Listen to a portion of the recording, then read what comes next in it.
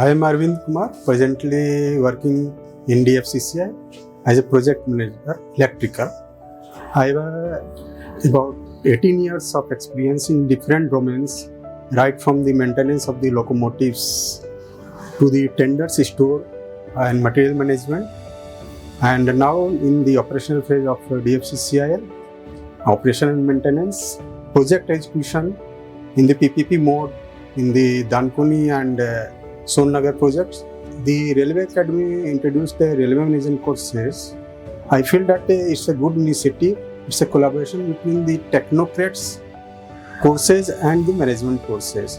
It's a very good initiative, and it's an overview of all management aspects connected with the railway domain and like that. We in railway industries are generally a technical person.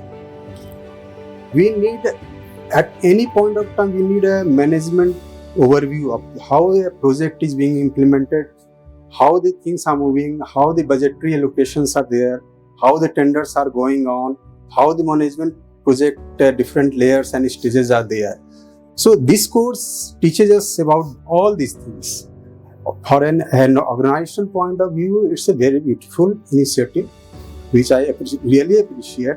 It's the first in India in any management institute. It's the first course ever. What happens that the knowledge and learning should not be stopped. It can be initiated at every and any point of time. So I think that is a good.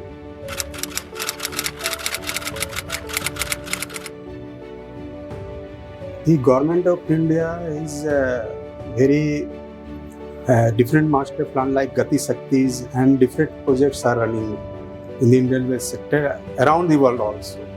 So there is always a need of highly expertise and very efficient manpower structure in any organization.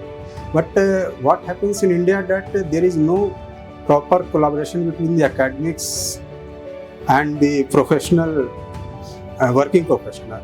So this course, I feel that it's a big advantage for us that these all are near to this collaboration.